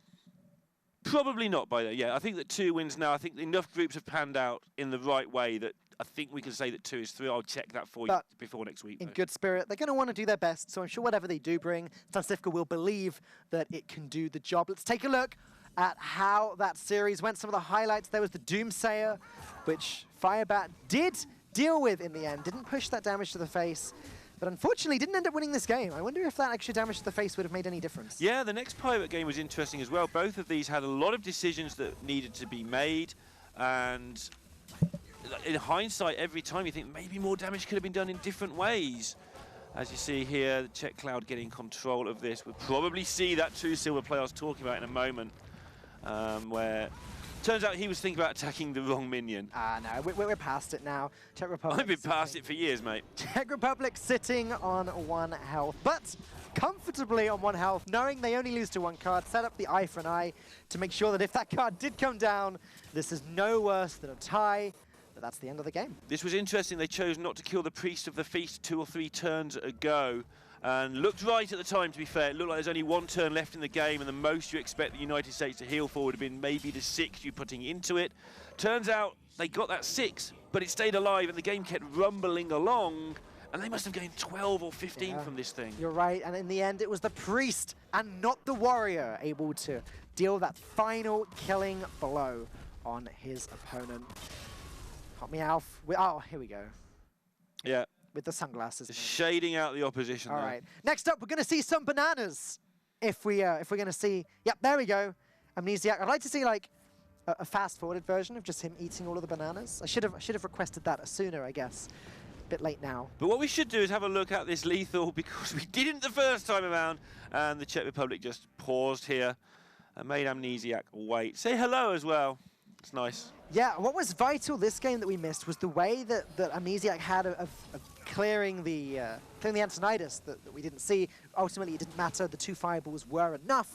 Then it was the Timberwolf Hunter, which is just officially what I'm calling the deck. Yeah, importantly here, they went face a lot in this game, but turns out that Sea Giant, when it comes down for very little mana, it actually came down for 7 or 6 in the end, didn't it? It did, and 5/5s with Taunt turned to be pretty good as well to stop things going face. If that Jordan McCaw picked up Tundra Rhino, it would have been a little bit awkward because the Tundra Rhino would have had to trade into the thing from below, meaning the Hyena would not have been able to go face, or the Hyena would have had to trade in. There were a lot of crabs in this deck. We saw 3. So very teched out deck. 3 crabs. Different types of crabs. Not cheating and putting 3 hungry crabs in, or 3 galactic Quite crabs. amusing. Finally, it was the quest rogue. Stansifka able to complete the quest so early, but didn't have any resources to take advantage of it. It looked worrying for them when Amnesiac did this and created a huge board while completing the quest, but it wasn't good enough. Stansifka was just able to put everything he had onto the board. Amnesiac not able to trade any of it or enough of it away. Yeah, interesting. He kept going face because that looked like the best way to force pressure, and didn't work out for him there, but he was behind on cards at the end, so it was the right decision to be the person forcing and try to buy some time. But it came down really to the fact that the United States' cards all cost 2 and 3, and the Czech Republic's cards all cost 1. Right, it's just... And 2. It's just the way Quest Rogue works. Believe it or not, 1 mana cards that have charge are very good when they're all turning into 5/5s and being bounced back over and over again. What what a day of Hearthstone it has been. We're about to have a look, I think, at the... oh, look at that. All right, yeah, we've alluded to this. In an upcoming update, we will be making a balance change to the rogue card, the caverns below. Yeah, me and you, wow, apparently. That's cool. It's now going to read, quest, play 5 minions with the same name, reward, crystal core. So basically just change the word 4 on the current card into 5, and that will be the update. That will mean that has effectively been balance change. It's been nerfed slightly. I'm sure be harder to complete that quest. I'm sure to a lot of you watching, this is old news by now. It was announced 5 hours ago. 4 hours ago, okay? Something in my ear just said 4 hours ago. So we've talked about it a few times. But anyways, let's take another look at Group B, the group that we just watched. Czech Republic now sitting very happy on the top with a 2-0 score. Belgium looking like the team that won't be going through in this group. So it's all between the United States, a very popular favorite of the Hearthstone Global Games, versus Israel, one of the more underrated teams. Yeah, Israel, a team that we underrated. They're proving time and time again that we were wrong to do that.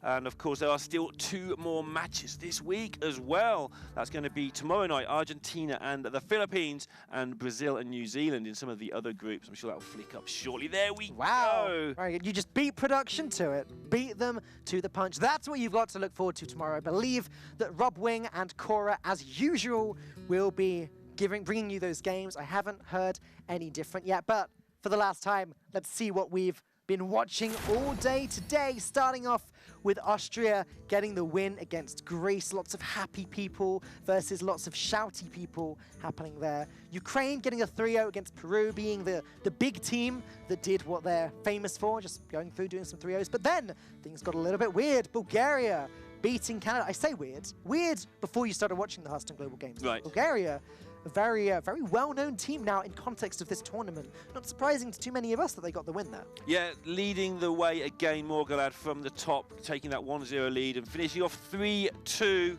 Mexico beating Italy pretty convincingly. The first time Italy have really, apart from the match that didn't matter too much to them, the first time they've had a real bad one. And then we just saw that Czech Republic versus United States thriller there, finishing in the Quest Rogue Mirror. Yeah, apologies on that incredibly loud sigh when we were talking about Italy losing. But still, Mexico, another great team. I said that I wasn't going to be too biased in that one because I'm not. I enjoy watching both of those, and I've enjoyed watching all of these games today. But from Lorinda, from Gaskin, from production, we really do hope that you've enjoyed the show over the last 2 days. Rob Wing and Cora will be joining you at late tomorrow night for us, but in the American time zone, it's tomorrow afternoon. So go watch them, watch the... and we're getting towards the end of Stage 2 of the Hearthstone Global Games. After tomorrow, I think there's just 2 more days of broadcast over here in Poland, and that's it. You're very soon going to know who your top 16 players in the Hearthstone Global Games are. So one last time, from all of us here in Katowice, we'll see you again soon.